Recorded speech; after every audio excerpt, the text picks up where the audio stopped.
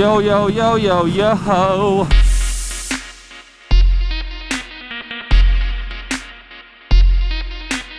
I mentioned in a vlog in Calgary I had some interesting taxi stories, and don't get me started on why I hate taxi. Now, a lot of you asked in the following videos, tell us the stories, we want to hear them. Let's do a classic vlog and talk about my stories with taxis. We're on the US 101 heading south from Eureka to San Francisco, and I thought, what a better place to do this? Tesla. They're everywhere down here. I love that car. I have one or two stories, one for sure that I'll never ever forget, and that's because he tried to steal my cell phone. Now, where I live in Calgary, the taxi drivers, they all have their machines, right? To take credit cards and stuff like that, and debit cards. And these machines is what most people pay by, okay? We're not really a cash society anymore. In Canada, we have tap, so you can tap your credit cards. We have chip and pin, so you put your chip in the bottom and you type your pin number. We do not swipe credit cards anymore. It's ever so weird to swipe and sign down here for me in the States. We also have Apple Pay and Android Pay, so our phones, we can tap our phones. And it's not like Apple Pay came out first in the United States 2 years before we got it. We can actually use it everywhere, whereas you guys, it's so limited to where you can use it because you don't have the tap technology for your credit cards and debit cards yet. So it's like you skipped a technology and now it's hampering the new technology, whereas we can tap my phone anywhere now. They don't have to support Apple Pay. Apple Pay is using the backbone of our tap cards. Anyways, get off topic here. So I was in a cab. I just left all my friends. We were at a club downtown, and I was pretty hammered. I was going to take a cab ride to my buddy's place, a little bit closer than my house. My house is in the middle of nowhere, so it's really expensive to take a cab out there. Cabs where I live are ridiculously expensive, and that's why it'll come down to the point of Uber, and we don't have Uber. And after using Uber, it made me realize how expensive taxis are. They charge so much. For a 20-minute ride, I could fuel my car for like a week. You know, $60 cab ride for 20 minutes, half an hour, and I can fuel my car for a week. Anyways, so I'm downtown, drunk as hell. The thing about me though, is when I'm drunk, I don't seem drunk.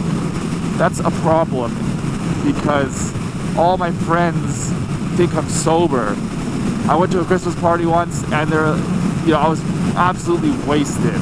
Next day at work, they're like, hey, so you didn't drink that much. Like, what's wrong with you? I was like, oh my God, I was so far gone, I forget half the night. And they started laughing and like, well, we had no idea. Like, you hide it really well. So, you know, I think I'm a pretty good drunk. I don't get violent. I just get super happy, funny. And so I'm in this cab. I jump in. We just start talking, where to, you know, all that fun stuff. I see his machines off, first of all. That's a big kind of red flag for me. When their machine's off, it means they can't take debit, credit, and all that. It's either broken or he turned it off. And in this case, he turned it off. What they do is, their machines are broken so they can take cash only. They'll even go as far to drive you to a gas station or ATM to take cash out. And the reason they do that is because they don't have to report it for their earnings for the night. They can hide it. So that they don't pay the cab company who owns and operates the vehicle. They don't take the customers that they pick up and pay back to the cab company, and they keep the entire profit for themselves and they don't tax it. So it's really, really shady when their machine is off, okay? We're in a society where, like I said, cash is slowly dying, you know? It's way easier to do everything electronically. So, his machine's off. Cool. I then noticed he has like a Samsung flip phone in his hand. And then I used to have that flip phone. Like I can't even say it, like flip phone. And they're old school, right? So when he turns it off and plays that little Samsung logo swooshy thing, and I know this because I had two of those years and years ago. We're talking 10, 15 years ago. And then he puts it like in his left door pocket.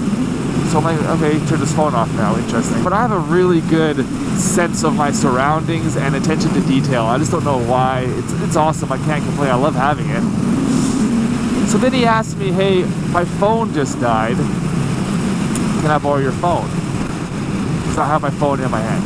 And this was a shiny brand new iPhone 5 or 5S, or it was brand spanking new iPhone, so they're not cheap. iPhones in Canada are about $1,000 brand new. He asked my phone. I handed my phone. And the second I handed my phone is he rolls down my passenger window from his driver controls and starts like, so I look to the window, so I'm like, why did the window open?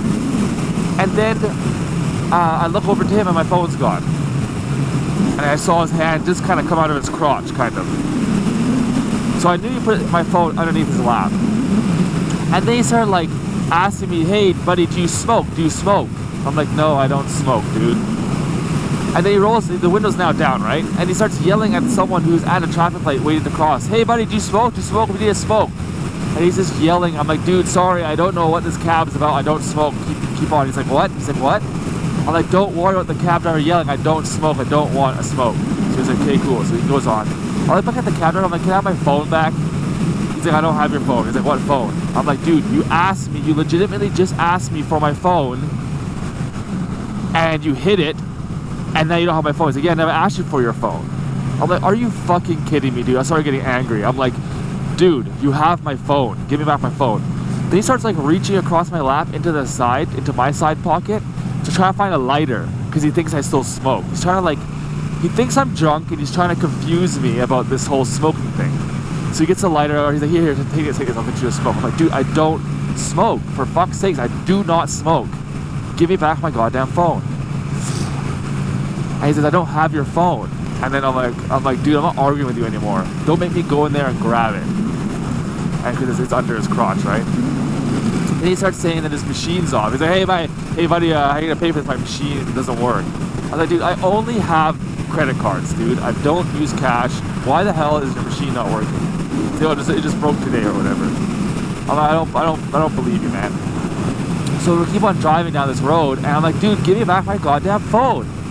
And he doesn't do it, so I then like, I grab his left, mind you, we're driving.